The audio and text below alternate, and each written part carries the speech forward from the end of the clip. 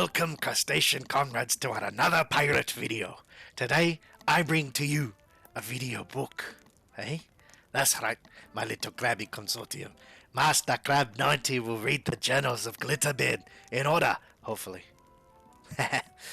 So get yourself a nice hot cup of joe, or something to soothe yourself while you listen and watch Krabby read out the journals from the latest Sea of Thieves update, Glitterbeard, Part 1. Yarr. Fine. Chapter 1. My Maiden Voyage. Alright, tavern for the first book, here we go. Yarr, we're going to read it, me hearties. I just got to find where it is. Arr, here looks like a good little book for me. Part 1. The sun is rising on a new day, and I, Glitterbeard, am sailing out to greet it. My pirate name is also new. I am still getting used to it. As I put my thoughts to parchment and fits and starts, stopping often to steady the wheel of my little sloop, I can't help but think it remarkable how much has happened in the past few days. I am not sure whether this journal I am keeping will be a fond memento in years to come, a record of the worst decision of my life, or something else entirely. The first lesson I'm learning is that trying to write and steer my ship at the same time is probably going to end my journey before it's properly begun. That's so a Kale and a Riffwaffle. I think I'll have to wait until I've found my first safe harbor and settled in for the night before I say any more. This is much nicer, tucked up warm, and able to explain what it is that has inspired me to change my name, my life, and my prospects.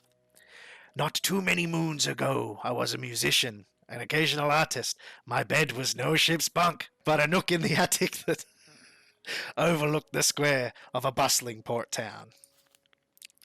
I was not a very wealthy man, nor did I see any reason to be so, but I would take my easel here and there, painting what life had to show me, and people would pay me for it. In the winter months, when it was cold enough to freeze my paintbrushes, I would retire indoors with my precious guitar to sing and entertain. That, too, earned me little coin from time to time. In truth, so long as I could listen to people's stories and have them join me in song, I would have done it for free. Part 3. It was a way of living that I was very pleased to call my own, and yet I knew very well that it was only one possible route along the journey of my days. As I played and painted, I would talk with sailors, clerks, butchers, pickpockets, dressmakers, and countless others whose lives were just as full and rich as mine, but altogether different. Would music and art fill the rest of my days? If the opportunity presented itself, I did not owe myself a chance to walk all the paths I could, to sample the lives that others have lived. Yes, I decided at last, feeling a giddy flutter as to the answer came to me, to see new things, to be new things to try, even if I always didn't succeed. That was the right choice for me. Where on earth was I going to start? Perhaps it was pure luck, or perhaps something more fateful, but the words Sea of Thieves drifted past my ears. To that very day I sat on the dock with my brush in hand. The sailors spoke of stunning natural landscapes unspoiled by cities or plantations, and an endless azure horizon where danger and delight sailed hand in hand. I was no pirate. I had no ship on which to sail. Still, the thought of that life, free and wild, and to meet the people who had made that life theirs, I couldn't resist. I have a rickety ship of my own now. My paints are safely boxed away, and my guitar rests against the map table. I will prosper in my pirate life. I have no idea, but I will try. That is part 4. Chapter 2. In Good Company. Alright, part 1. I was surprised to see several trading company representatives around the outposts offering work or taking goods in trade from passing pirates much as they do back home.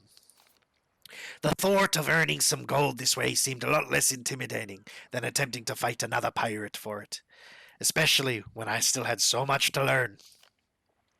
How, though, could I tell which trading company would be best fit for me? If I failed at whatever work I took on, I might be blacklisted, or worse. It was a puzzle.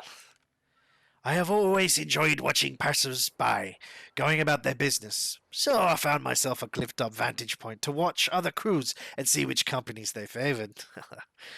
One lone pirate spotted me atop the rocks and gave me a cheery wave before ducking his head into a sallow green tent.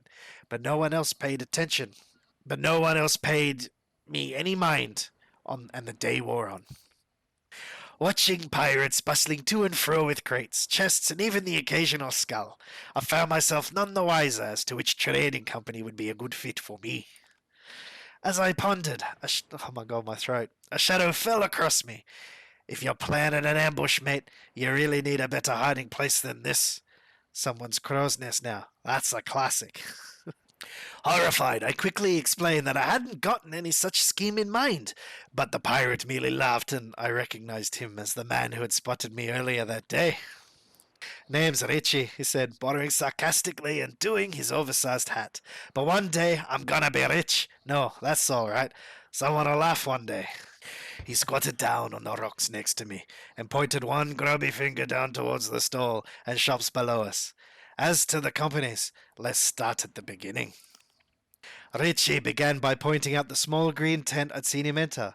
These were the gold hoarders, where obsessions of jewels and treasure in all the many forms. The docks were where the Merchant Alliance could be found. They would pay pirates both to shepherd cargo to their destination and to capture the wild animals they desired. A rather spooky pavilion was home to the Order of Souls, a group of mystics who gladly accept any skulls pirates salvaged while battling the undead. I was sure there was more to learn, for I had heard tell of a boisterous pirate in charge of a gang named the Bilge Rats. But Richie jumped to his feet just then. Well, I'm sure you'll pick up the rest as you go along. Most folks do, he said cheerfully. But that's enough sitting around. Let's go out and get you a voyage. My mind was whirling with questions, and I briefly considered making a beeline for the Merchant Alliance. Delivering cargo sounded straightforward enough to me. Richie had other plans for my afternoon, however. He steered me firmly towards the gold hoarder's tent, where a hunched figure was muttering over piles of coins. He glanced up as we approached, and I noticed parts of his face were as golden as the coins he was counting. I wondered if he was in any pain, but he seemed healthy enough. Voyage? He queried, seemingly not to mince words. He looked up and down appraisingly and said, You face. Here, get chests. I accepted the parchment from his gold-tipped fingers, wondering if my existence was really that obvious to other people. Well, with luck, I'd soon have a voyage under my belt. Chapter 3 Actions and Words. 'Twas at Golden Sands, staring in disbelief at Hugh, the gold hoarder. Let me get this straight, I said slowly. You want me to pay you for a voyage now? Hugh shrugged. You're making a bit of reputation for yourself, he replied evenly. People are starting to notice Mr. Glitterbeard and his plundered loot. He explained that he felt comfortable enough selling me valuable voyages that would lead to larger hauls and more profit for the both of us, but he wanted some insurance too. Don't feel bad, came a familiar voice from behind me. Richie was standing there, hands in his pockets. It just means you're starting to find your feet out here as a real pirate. Yarr. So pleased was I to see my friend again, and even happier when he agreed to sail out with me. I had barely bothered to glance at the voyage he had handed to me. Instead of the map I'd been expecting, the parchment laid out on the captain's table looked more like a half-finished poem scrawled by a particular grog-addled poet. I recognized the island name, but I couldn't find nothing in this riddle that gave me any clue where I should be digging. Richie insisted that all would become clear. As we approached Smuggler's Bay, more words began to drift across the parchment like smoke. A second piece of the puzzle was revealing itself before my eyes. I never suspected that the gold hoarders possessed such arcane abilities, but I was starting to get used to surprises like this and eagerly studied the scroll. Whoever's words these were, their dubious grasp of rhyming structure seems to be pointing us towards the northern beach. Onward we went. It was a long trek across the hillside of Smuggler's Bay, so I took the opportunity to ask Richie how he'd been getting on since we last sailed together. Oh, you know how it goes, He replied airily. I'm alive. I've no need to scrape and save my coin to buy myself this, that, or anything else I fancy. Life's good. I sensed that Richie had more to say, and for a moment I thought he might, but we settled into a comfortable silence instead. I should like to paint this place. I wasn't even aware I said this out loud, but Richie glanced over in surprise, looking around the island as if seeing it for the first time. You should, He began.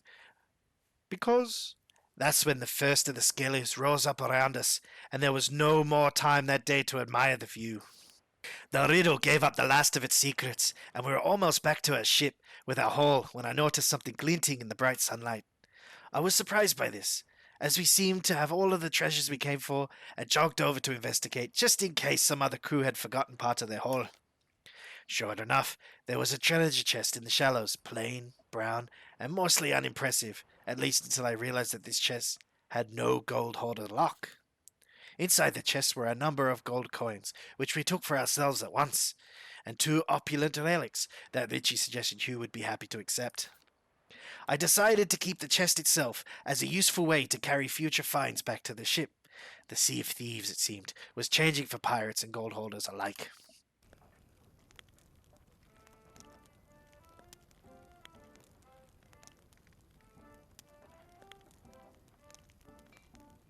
how do you like that?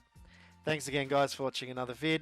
If you like what you saw, please hit that sub button and notifications if you want to be up to date for every week's content. And until next time, guys, Master Crabs, wang!